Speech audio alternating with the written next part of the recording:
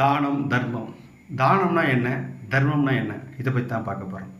தானம் என்பது ஒருத்தர் கேட்டு கொடுக்கறது.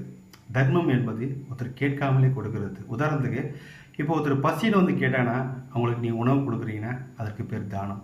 ஆனால் ஒருத்தர் பசியில் இருக்கிறாங்கன்னு தெரிஞ்சு அவங்க கேட்காமலே கொடுக்கறதுக்கு பேர் தான் தர்மம். இப்போ உதாரணத்துக்கு நம்ம கர்ணன் படம் பார்த்துருப்போம்.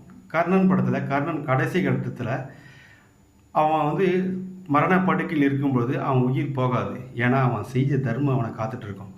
அப்போது அவனை கொல்லணும்னா அவனுக்கிட்ட இருக்கிற தர்மத்தை நம்ம வாங்கணும்னு கிருஷ்ணர் அந்த கண் வேஷம் போட்டும் போயிட்டு கர்ணன்கிட்ட, கர்ணா எனக்கு ஒரு வரம் வேணும், தானம் வேணும், என்னென்னா நீ செய்த புண்ணியத்தையும் செய்ய போகிற புண்ணிய தானத்தையும் எனக்கு தானமாக கொடு அப்படின்னு கேட்பார். அப்போது கர்ணன் பட்ட சந்தோஷம் இருக்குல்ல, அது மிகப்பெரிய சந்தோஷமா. ஏன்னா இந்த மரண படுக்கையிலையும் தரத்தக்கதை கேட்டல, அதனால் எனக்கு ரொம்ப சந்தோஷம் அப்படின்னு கொடுத்தாராம். அதுதான் திருவள்ளுவர் சொல்லியிருப்பார், இத்துவக்கும் இன்பம் அறியார்கொள் தம்முடைமை வைத்திடக்கம் வன்காணவர் அப்படின்னு சொல்லியிருப்பார். இத்துவக்கும் இன்பம் அப்படின்னா மற்றவர்களுக்கு கொடுக்கும் பொழுது ஏற்படுகிற சந்தோஷம் இருக்குல்ல, அந்த சந்தோஷம் ரொம்ப அளப்பெரிய சந்தோஷம்.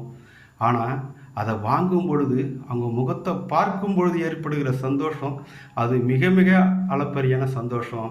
அது காண கிடைக்காத சந்தோஷம், அதை அனுபவிக்கணும் அப்படின்னு சொல்லியிருப்பார். ஆனால் எல்லா செல்வங்களும் இருந்தும் மற்றவர்களுக்கு உதவி செய்யாமல் தானே அனுபவிக்கிறாங்க, அது அந்த பிறவி கேடுகட்ட ஈனப்பிறவி அப்படின்னு சொல்லியிருப்பார்.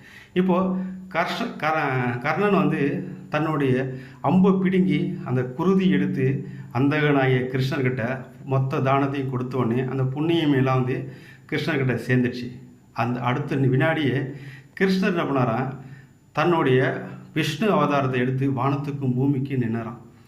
நின்று, கர்ணா உனக்கு என்ன வரம் வேணாலும் கேள்வி நான் தரேன் அப்படின்னு சொன்னாராம்.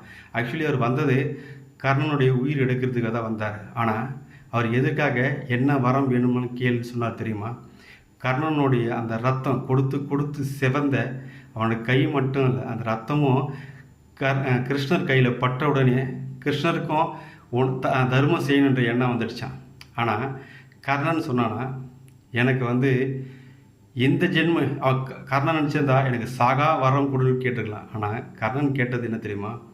இந்த ஜென்மம் இல்லை, 7 ஜென்மம் எடுத்தாலும் இல்லை என்று வருபவர்களுக்கு இல்லை என்று சொல்லாத இதயத்தை கொடு அப்படின்னு கேட்டானா. அதான் கர்ணன், அதான் தர்மன். தேங்க்யூ.